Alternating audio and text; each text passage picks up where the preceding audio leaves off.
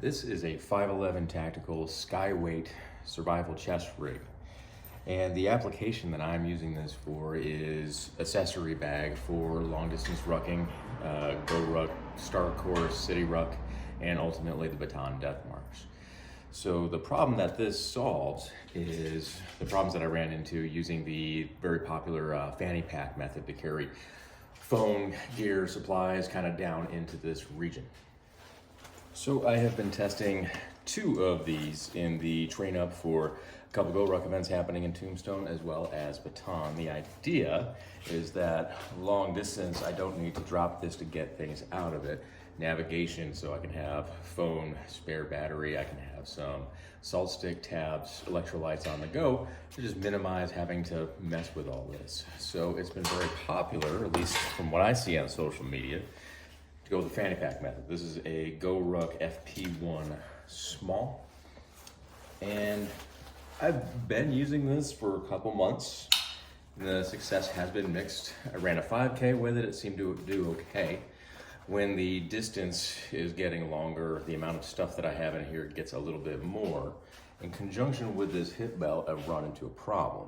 So if you have any kind of pounds on you, depending on the pants belt that you're wearing, how tight this is, this creates a problem, right? So if you're middle-aged like me, this is probably more of a problem than in your 20s, but if you got any kind of body fat in here, the interface between these two things plus distance and time equals a nice hole in my side that I'm trying to heal from.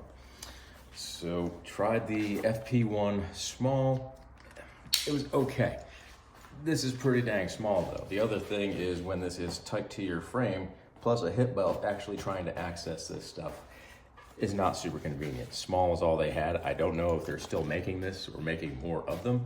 Bigger probably would have been better, but still this has not been perfect for what I want. Option two, had some promise at first, was the Mystery Ranch Forager. So by contrast, this one has more of a mesh backing. The clip, while easier to use, I do find that this whole buckle system is a lot easier to have come loose over time. It's fairly easy to tighten on the go. When it's on you, you can kind of have to cinch it, but it is something, an extra thing that you just kind of have to monkey with. The opening system and the space in there, I think, is a lot easier to access on the go. Plus, on the back side of this foam thing, we got to snap another little quick grab. So that by itself, that was kind of an improvement over the FP1. But now if we look at this articulation that we have in here, this started to pose other problems. So picking up the pace, doing a ruck shuffle. This, plus getting hit by that hip belt, would rotate this down, causing a lot of abrasion where nobody is gonna want it. So again, not a perfect solution. Enter the 511 Skyweight Chest Rig. Now, ideally, this would have been a Hill People Gear kit bag. I had one of those a couple of years back for mountain biking. That was a great product, and when I got out of mountain biking, I got rid of that too. Still wish I had that. So Hill People Gear kit bag would probably be the standard as far as like build quality and features and all of that, except that like every single model is like north of $100. This is about 45, and it's kind of the same concept. So this is the budget option, which actually works out pretty well. So this whole thing is just one big old pocket. Nothing super fancy, just some Velcro on the inside, some loops in here for various accessories. It's intended as more of like a CCW kind of thing, but like on the trail, kind of like the Hill People Gear kit bag. There is Molly on the front, so I had some Velcro Molly panels that I got from Amazon, so now we can put some reflectivity and some cool guy stuff on there. It has little attachment points. There's webbing right here. The top one, ostensibly, that's to function like the Hill People Gear kit bag. And that's where you leave like a corner undone there. And then if you need to grab something really fast, like a CCW kind of thing, that's where you go. For my purposes, this just attaches it to the bag when I'm done and I throw it in the car. This whole harness right here is removable. So they're very small little clips here that will disengage the whole thing. And kind of a nice feature, this whole pocket, if you remove the harness, actually has a Velcro pass-through to be used with like a hip belt to interface with whatever pack you may be using. I have not tried that on the improved GoRuck hip belt, which is significantly wider and thicker than it used to be. And also because, again, real estate wise, this is gonna have to be pretty tight. It will kind of deform this and what I'm trying to put in there. Primarily, this is gonna be like phone, spare battery, the salt stick electrolyte tabs, keys, wallet maybe. So nothing too fancy.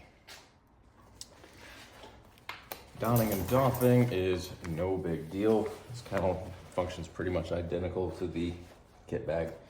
So I just leave everything done up, clip it right in here.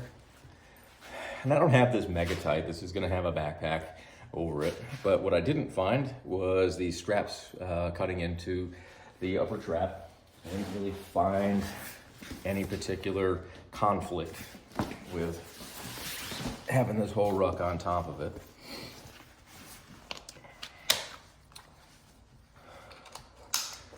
And that can sit right in between that sternum strap, that hip belt. I have not run into any conflict with anything else in here. It stays in place pretty well. The bounce is pretty minimal. The access seems to be a whole hell of a lot easier. So you can kind of make use of all of this space versus the fanny packs where just by where it was a little bit harder to work with. So this, I think, is gonna be the workable solution. This is about 45 bucks. Compared to others, which are over 100 for the same exact thing. I think for rucking and long distance rucking, where you want to access things on the go, that's going to be great. This is probably not going to be ideal for like a standard GoRuck challenge, a lot of PT, low crawling.